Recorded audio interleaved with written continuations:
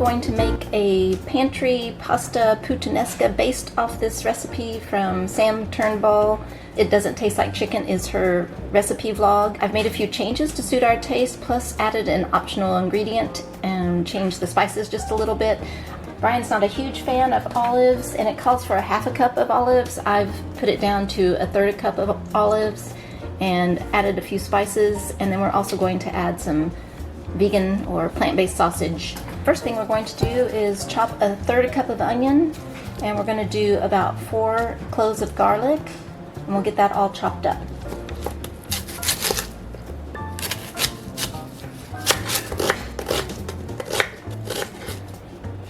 There's our third cup of chopped onion, and of course you know how I cook, I estimate a lot, so I'm estimating that's a third of a cup.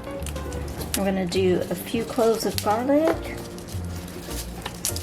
and if you don't want to do fresh garlic, feel free to use the minced garlic, and I would just do a heaping tablespoon of it, if that's the way you decide to go.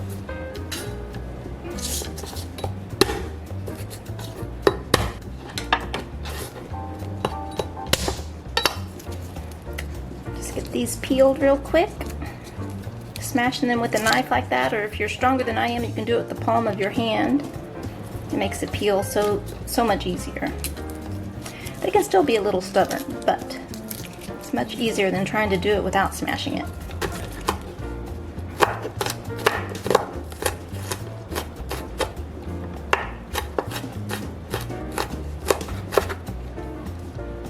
There's our minced garlic. Then her recipe calls for a half a cup of olives. I've decided just to do a third of a cup of olives, so I'm going to measure those and drain them in the sink. Here we have our green olives. You can use a combination of any kind of olives you like. I have bought the mixture of olives from the grocery store before, and they're delicious too. They're just a little more expensive, so I'm just going with the jarred green olives with pimientos for this recipe. They add a nice salty, briny taste to the pasta sauce. And then last will go in as we saute is some capers. It calls for a tablespoon of capers, so we'll drain those and get those ready to go in our pan. Now we have all of our chopped veggies here, and we're going to put them in this pan to saute. It does call for a tablespoon of olive oil. You can leave that out if you just want to saute it in water or just let the vegetables saute. I would choose a non-stick pan for that. So I'm going to drizzle some olive oil, about a tablespoon.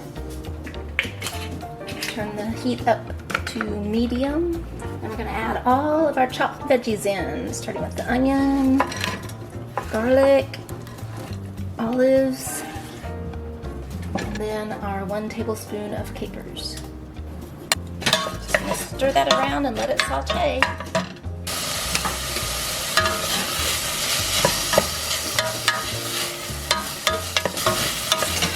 Everything's nicely sauteed together, so we're going to add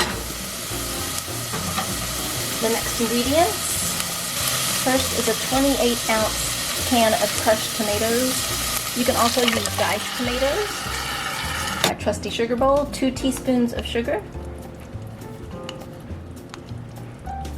This is an optional ingredient, half a teaspoon of crushed red pepper, but we do like the spiciness, so we're going to keep it in there.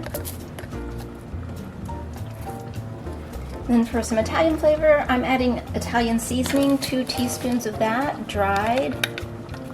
Adjust to your liking. I'm going to give it a nice stir. And now we're going to let it simmer for 15 minutes. I'm going to turn it down to low, put a lid on it, and let it simmer. Now I have 2 kinds of plant-based sausage. We have this field roast brand of Italian garlic and fennel plant-based sausages. They come 4 to a pack. We've also used this brand from Gardein, Ultimate Plant-Based Sausage Links. Those are kept frozen. These are actually kept in the refrigerator. But I think this time I'm going to use the field roast Italian garlic and fennel sausages. Just need to cut off our label. We got our sausage links. And I'll just use 2 of them for this. It'll be enough for Brian and myself, even if we have leftovers. And then we'll just save those other 2 for another recipe. They come with a plastic coating around them that I just end up tearing off.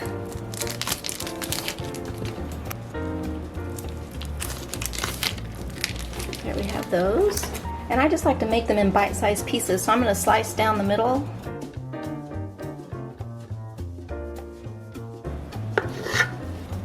And I'm just going to slice them into bite-sized pieces. Of course, this is an optional ingredient, or you could even put in some plant-based meatballs if you like. We're just going to let those sit there until our timer goes off on our sauce, and then we'll simmer it for 15 more minutes with the sausages in the sauce.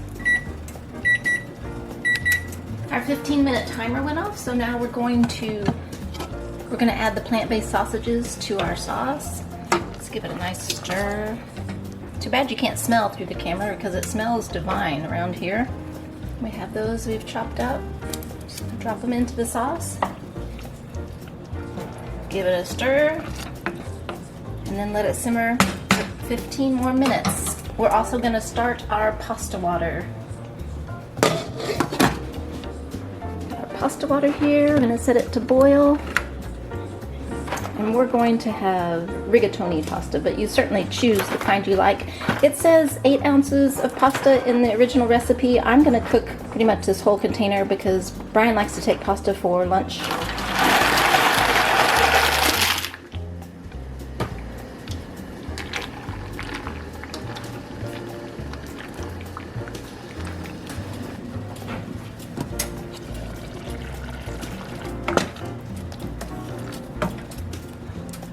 I'm going to let it simmer with the lid off for just a bit on low to cook off some of that extra liquid. It's nice and thick and just about ready to serve. Our pasta is just about done, and yes, I know my pot is too small for that amount of pasta. Shame on me, but my other pot is full of soup that I made this morning to last us this week. Just need to test a couple of noodles and see if it's done. We have our pan of piping hot pasta and our sauce. Pour it right in there. Just gonna stir it together a little unconventionally. This is definitely more than we would eat at one meal, so I'll probably have this for leftovers at least once, if not saving it for lunch. Okay, that's stirred, and let's serve up a dish. There we go. We're going to add a slice of bread, and we have our plate.